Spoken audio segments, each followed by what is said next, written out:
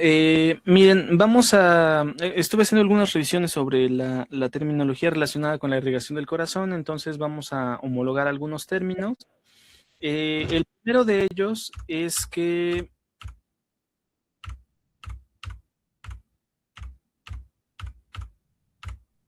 ok, el primero de estos términos es que no se les llama ramas anteriores o inferiores o derechas o izquierdas, o sea, la dirección no es un adjetivo de la arteria o de la rama, sino que se llaman ramas del ventrículo derecho o del ventrículo izquierdo o ramas del atrio derecho o del atrio izquierdo.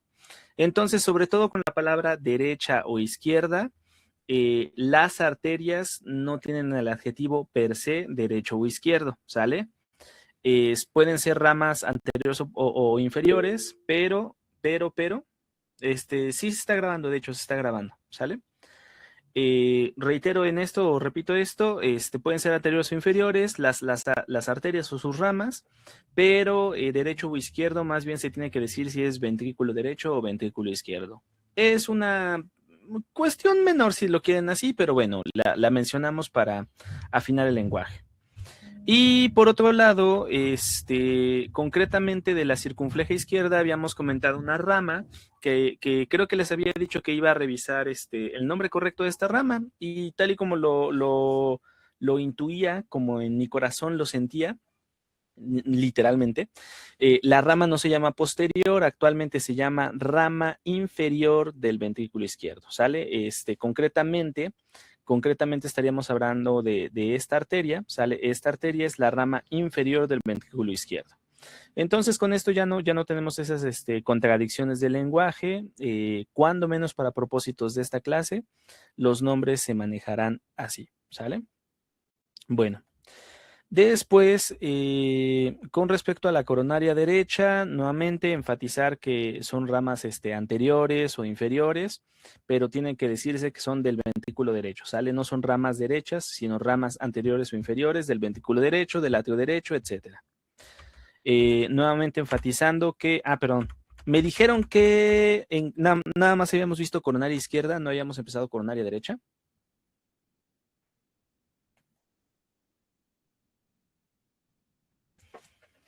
Si quieren, respondan en el chat.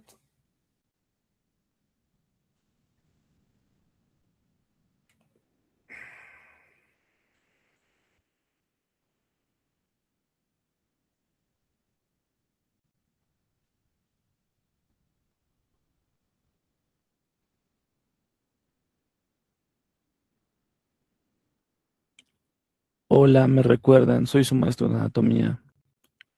¿En qué nos quedamos?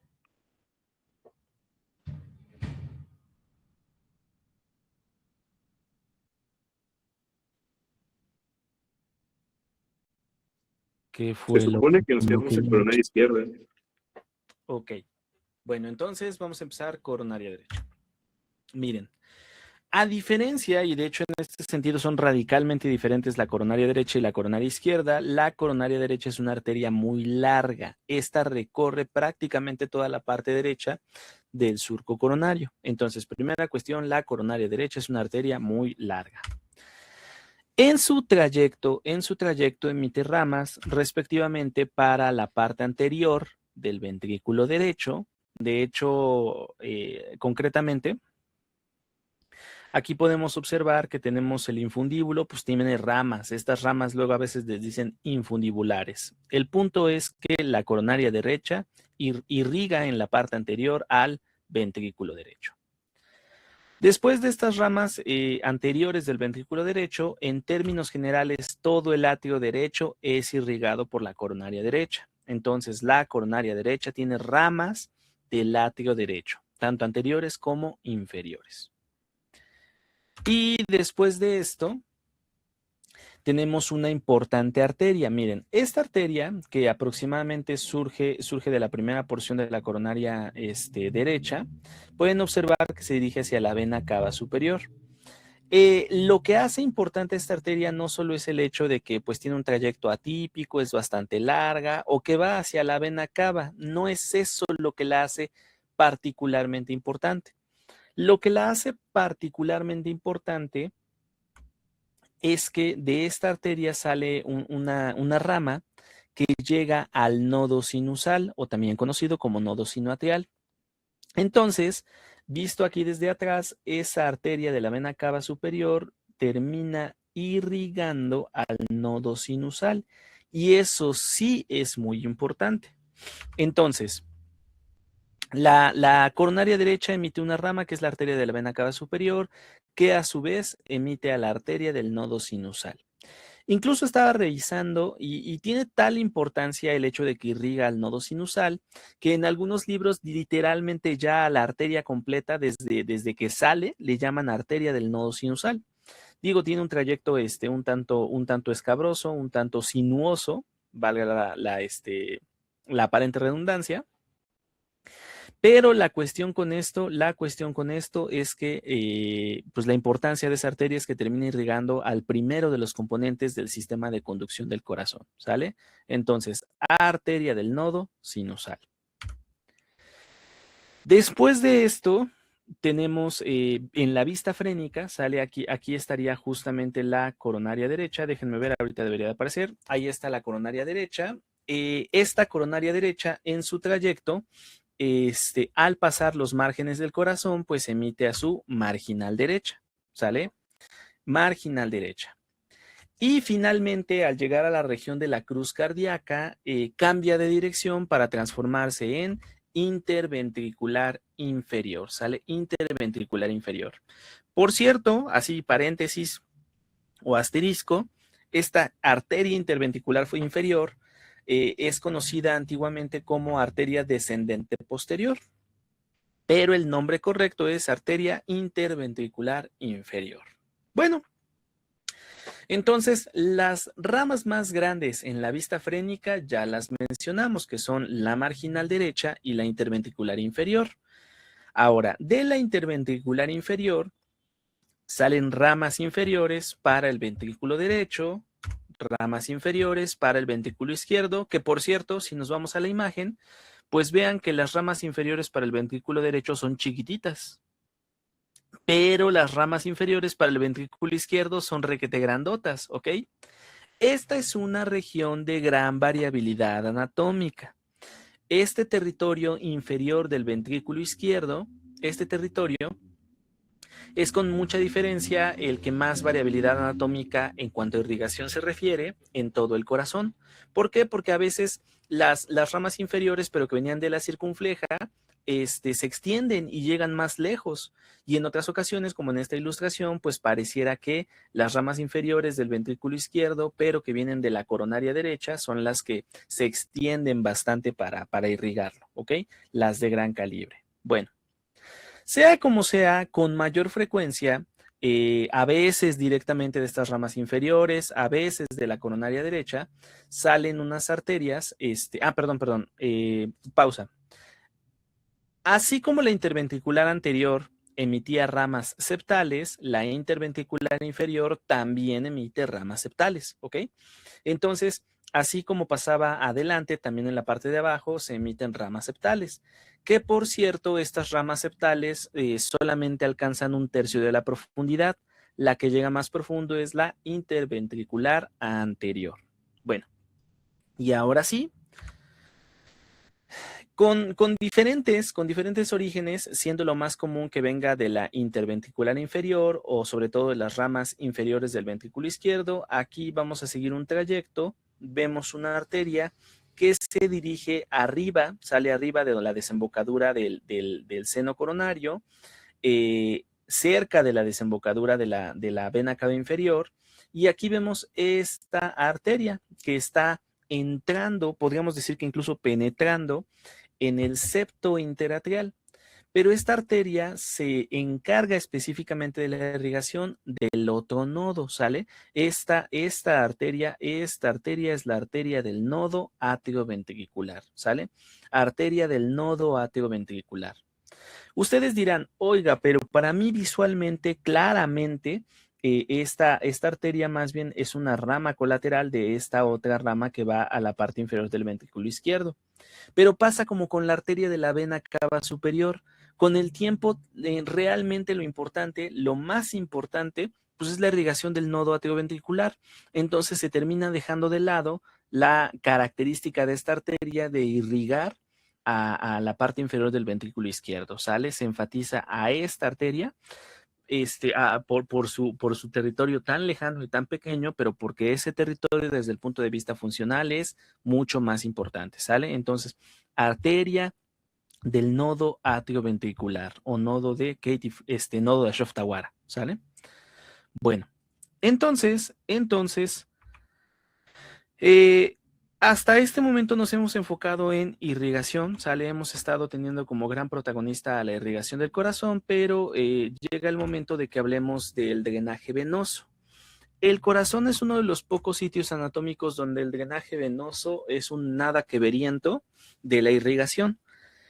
¿Por qué motivo? Pues el motivo es que la verdad el drenaje venoso del corazón es bien atípico. Incluso tiene algunas características que ahorita veremos que diremos, ah, caray, no, pues sí es bien diferente el drenaje venoso. Aquí coloqué un patrón de colores y espero que sí sean tan distintivos los colores como para saber qué flecha es cuál. Comenzaremos ahorita el recorrido con la interventricular anterior. Entonces, aquí tenemos a la arteria interventricular anterior con un bonito color azul rey, bien intenso. La interventricular anterior cambia de dirección y se transforma en una vena llamada vena cardíaca magna, ¿sale? Esta del color azul más oscuro. Ahora, la vena cardíaca magna, aunque con cierta variabilidad, se junta con sus dos compas. ¿Quiénes son sus dos compas? De color rojo, la vena oblicua del atrio izquierdo, de color verde, la vena marginal izquierda. Entonces, la cardíaca magna se junta con la vena oblicua del atrio izquierdo, o vena de Marshall, y con la vena marginal izquierda. Y al juntarse estas tres venas, se transforman en el todopoderoso seno coronario, representado con una flechota. Entonces, cuando menos el inicio, el comienzo del seno coronario ya lo tenemos presente. Vena marginal izquierda, vena oblicua del atrio izquierdo, pero sobre todo la mayor cantidad de la sangre le llega por la vena cardíaca magna. Quisiera que ustedes tuvieran presente algunas cosas. La primera cuestión es, los nombres de vena marginal izquierda y de vena interventricular anterior, contrario a lo que suele pasar en anatomía, no están enfatizando que exista una vena marginal derecha y no están enfatizando que exista una vena interventricular inferior o posterior. Sencillamente conservan sus nombres porque en cierto modo son análogas, ¿sale? ¿Cómo se llama? De las arterias que llevan esos mismos nombres. Entonces, como para que no haya un cambio tan abrupto en la nomenclatura o que pueda sentirse poco orgánico, poco práctico, por eso conservaron el apellido anterior o el apellido izquierdo. Pero este es uno de los pocos casos donde no nos está revelando que exista un equivalente en la dirección contraria o en otra dirección sencillamente. Bueno, lo que sí es que la palabra magna, vena cardíaca magna, quiere decir vena cardíaca grandota. Entonces, si es necesario a una vena decirle grandota, es porque seguramente hay una chiquita. Bueno, si nos vamos al otro extremo del seno coronario, cerca de donde este desembocará en el atrio derecho, están una flecha delgadita y otra flecha no tan delgadita, que respectivamente son las venas cardíacas chiquita y mediana. Vena cardíaca chiquita y mediana. Pero díganlo en latín, doctor, para que suene elegante. Ah, perfecto. En vez de vena cardíaca chiquita le decimos vena cardíaca menor. Y en vez de vena cardíaca mediana, pues sencillamente vena cardíaca media.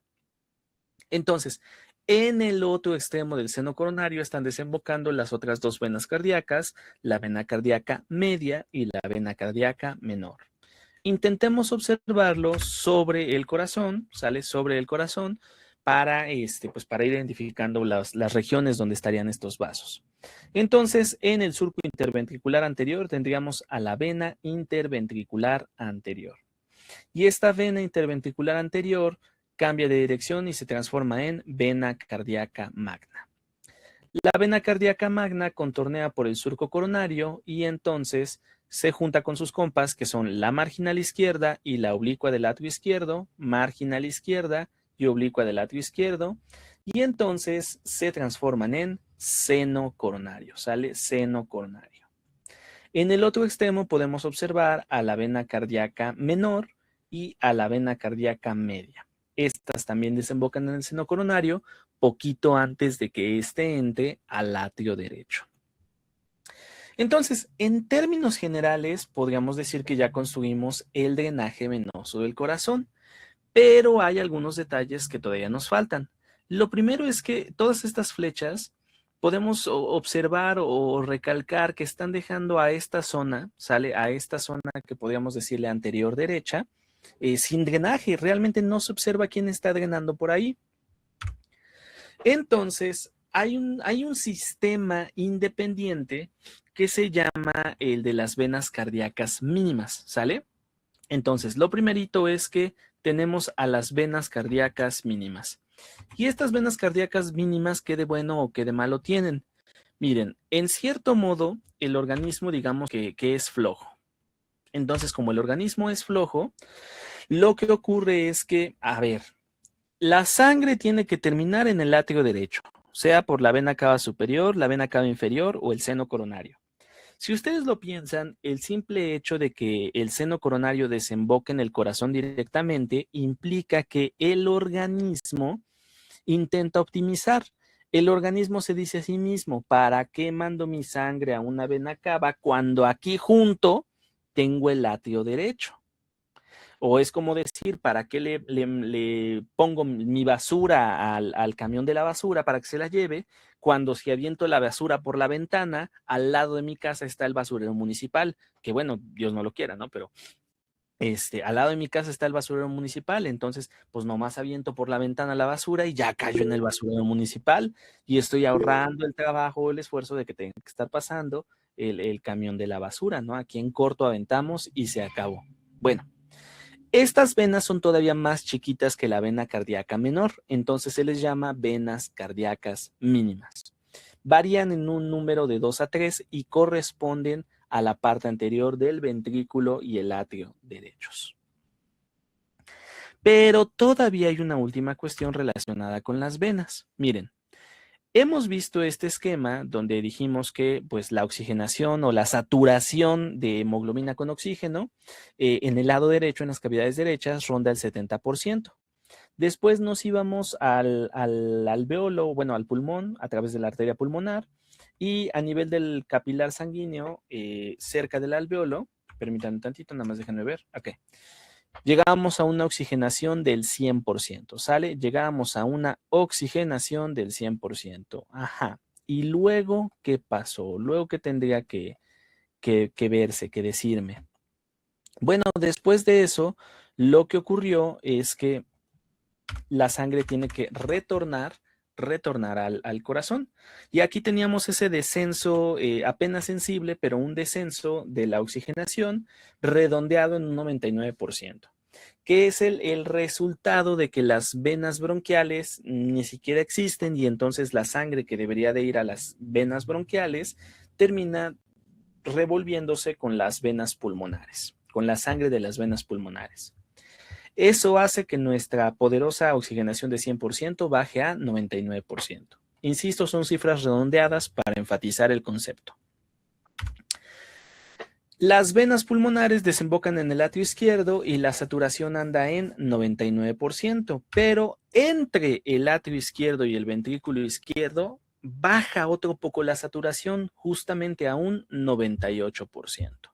¿Qué está pasando aquí?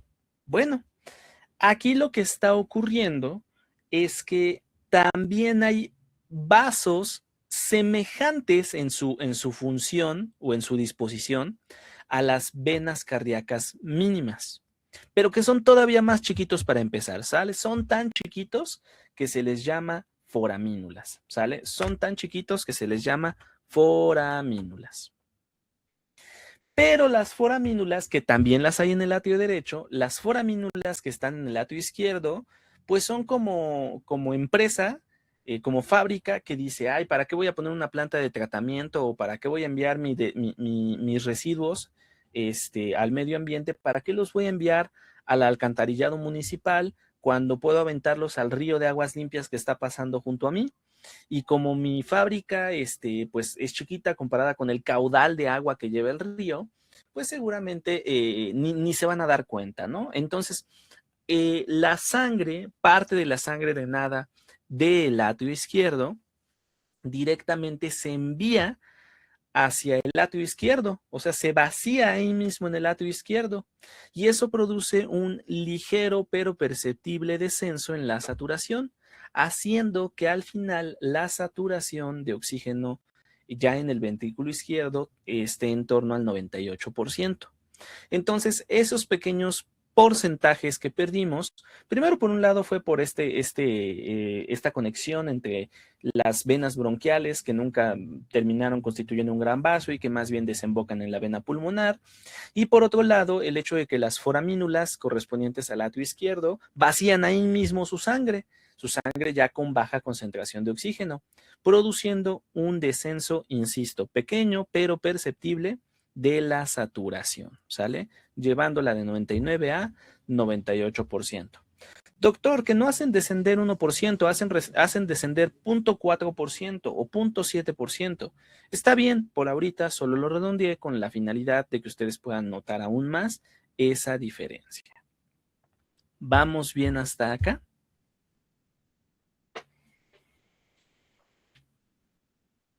Correcto. Aparte de Camila, que sí está como bien prendida en la clase del día de hoy, ¿alguien más? Ah, va. Jazmín, ya despertaron. Ok.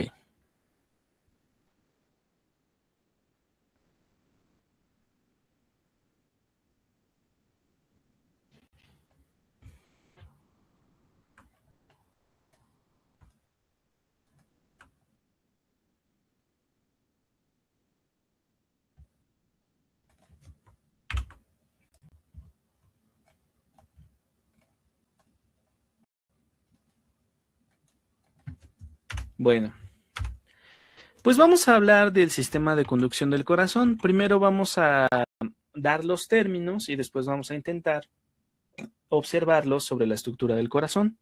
Ahora, la primera cuestión que debo de comentarles es que algunos de estos han tenido cambios en su nomenclatura a lo largo del tiempo. Esa es la primera cuestión importante de comentar.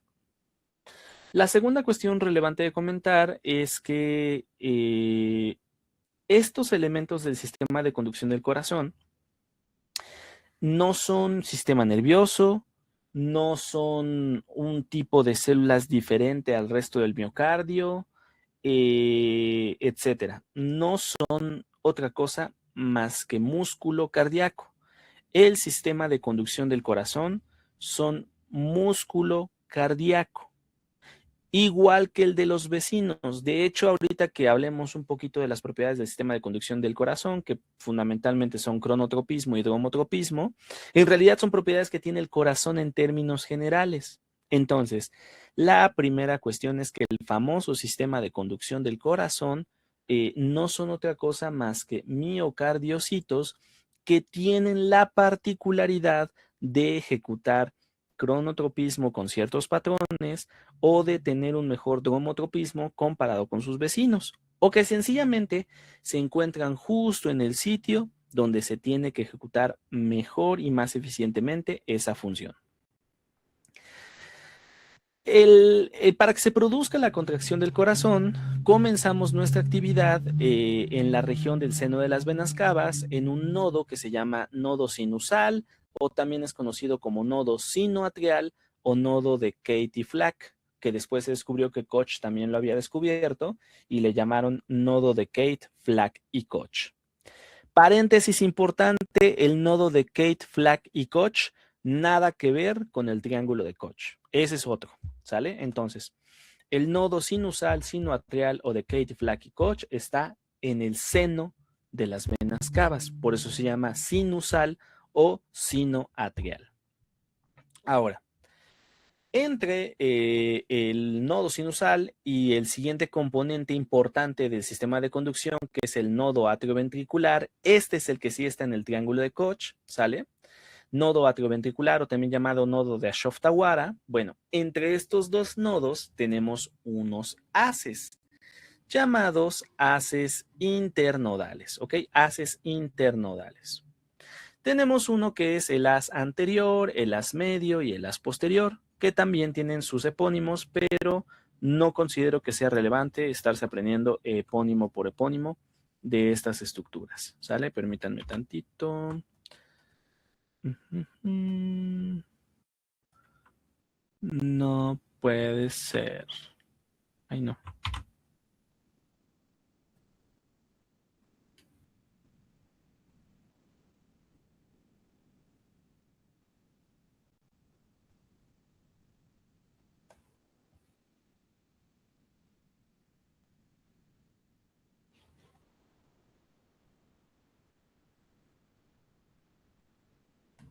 Ya quedó.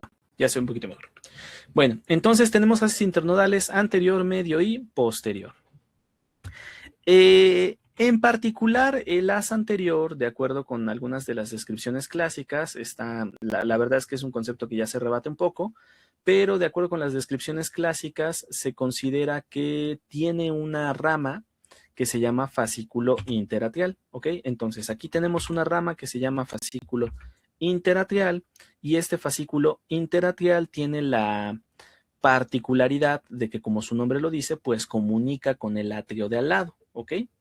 Entonces, de los haces internodales tenemos anterior, medio y posterior, y el haz anterior en particular tiene un fascículo interatrial que comunica al atrio derecho. Hasta ahorita prácticamente todo está ocurriendo en el atrio derecho, que les había anticipado que era el más complejo. Y del haz internodal anterior sale un fascículo interatrial que pues estaría propagando los impulsos hacia el atrio izquierdo. Ahora, ya comenzó el impulso en el nodo sinusal, se propagó por los haces internodales al nodo atrioventricular. ¿Y después qué? Ah, pues después de eso tenemos un haz atrioventricular. Y este haz atrioventricular también es conocido por su epónimo como haz de His. Debo decirles que hay mucha gente que ignora que His es un epónimo, entonces le seguimos diciendo haz de His sin saber o sin ser conscientes de que es un epónimo. Bueno, el haz atrioventricular también es el que se va a encargar de rebasar la zona del esqueleto fibroso del corazón, ¿sale? El esqueleto fibroso del corazón, si ustedes lo piensan por su naturaleza de ser fibroso, representaría un sitio que estorba o que impide la propagación del impulso que comenzó en los atrios hacia los ventrículos. Entonces, en esa situación, el haz atrioventricular soluciona ese problema, ¿sale? Estableciendo una conexión por medio de miocardiocitos entre los atrios y los ventrículos. Bueno, y después de eso, sale después de que el haz atrioventricular ya permitió que el impulso pase de atrios a ventrículos, ¿qué ocurre? Ah, pues fíjense que se divide en una rama para el lado derecho y otra rama para el lado izquierdo. Así de simple y así de sencillo. Rama derecha y rama izquierda. Cualquiera de las dos tiene un intenso proceso de ramificación, aunque cabe aclarar que como en realidad son miocardiocitos que simplemente conducen un poco más veloz o que tienen capacidad de cronotropismo más desarrollada, lo de ramificar, pues igual y no está bien dicho del todo, ¿sale? Pero así lo mencionan los libros, se ramifica. Y esa ramificación ocurre sobre todo debajo de un epitelio que recubre a las cavidades cardíacas. El epitelio que recubre a las cavidades cardíacas se llama endocardio. Pues justo entre el endocardio, sale, o en la parte del endocardio en la parte del miocardio que contacta con el endocardio, sale justo en esa porción, encontramos esta red subendocárdica que es parte del sistema de conducción del corazón y que se llama red de Purkinje. ¿Sale? Red de Purkinje. Si no le quieren decir red de Purkinje, le pueden decir simplemente red subendocárdica y también es un sinónimo perfecto. De hecho, es el nombre más adecuado, red subendocárdica.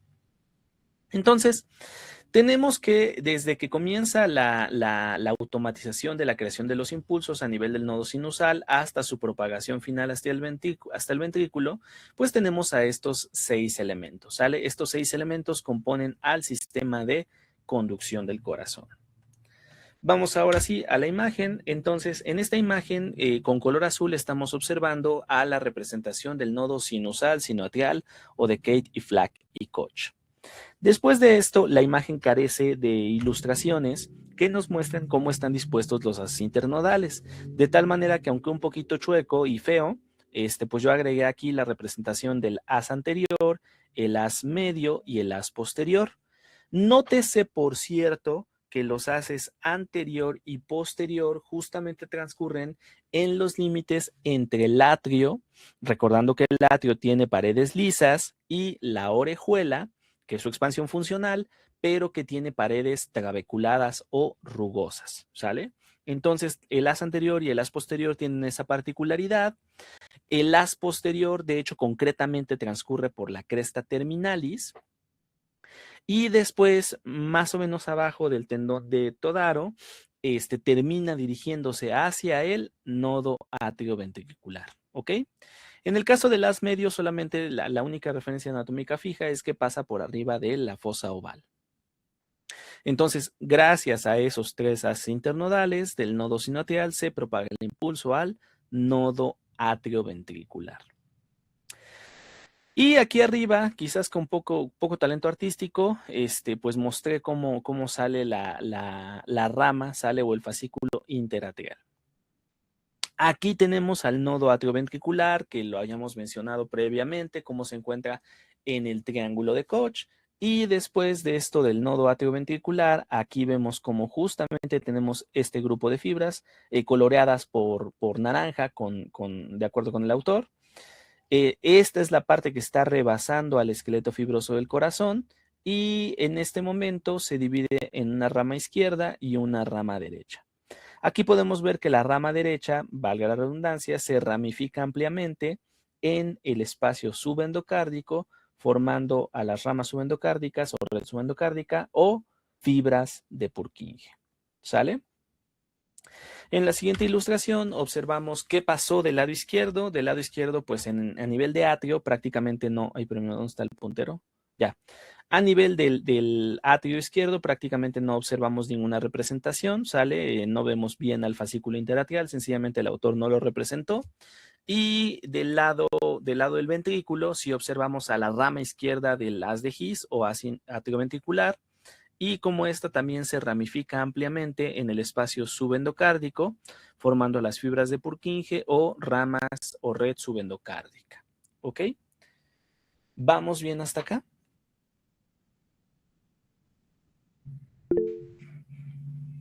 Bueno, a menudo cuando estamos haciendo disección, los alumnos preguntan, oiga doctor, ¿y si hacemos disección del sistema de conducción? Miren, repito, estos son miocardiocitos, ¿sale? Es músculo cardíaco idéntico a su vecino, con la particularidad de que transmite más rápido, o en el caso de los nodos, pues tiene una capacidad para generar impulsos o incluso retrasarlos, cosa que ya verán con mayor detalle en fisiología. Entonces, esto se ve idéntico, si abrimos el corazón se ve idéntico. ¿Qué es lo que se puede hacer? Bueno, con estudios electrofisiológicos se podría estar intentando delimitar cuáles son las zonas que conducen muy rápido.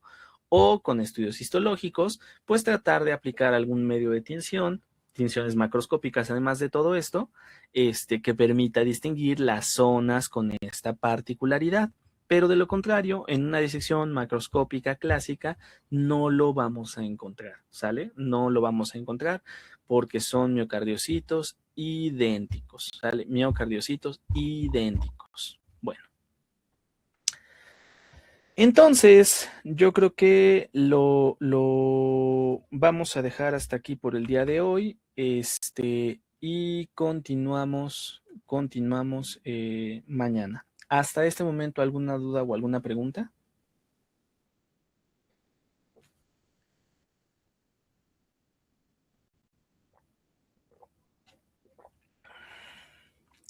Jerusalén.